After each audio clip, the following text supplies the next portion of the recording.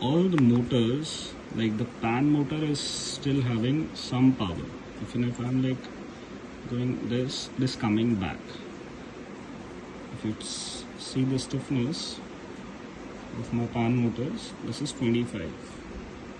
I'm doing this, it is coming back. Doing this is coming back. Okay.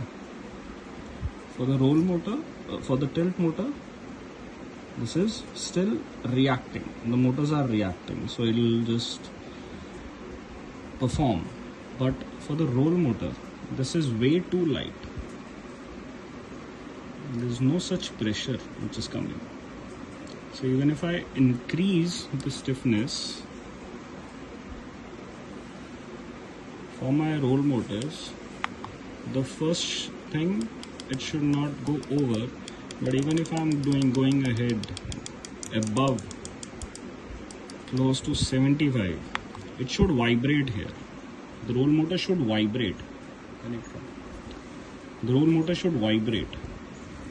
Okay, but there's no. It's the same power. There's no such thing which is happening. It is not accepting the powers. The problem here is this. If you see,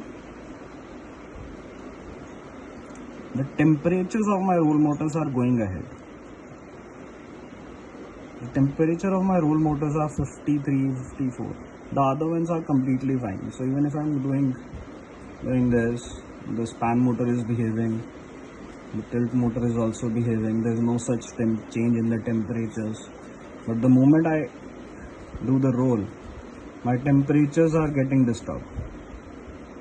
Okay. So if I check the IMU, the sensor, it is receiving the signals. There's no problem in the sensor.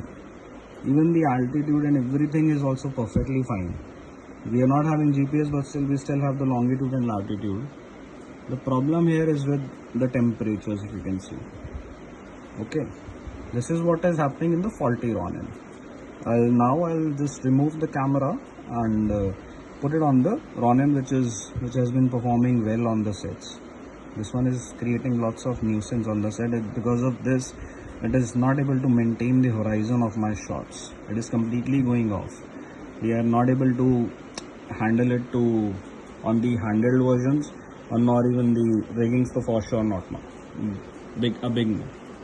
So I'll just compare this one with the other one. With this one, I'll just compare it with this one now. See you on the other one.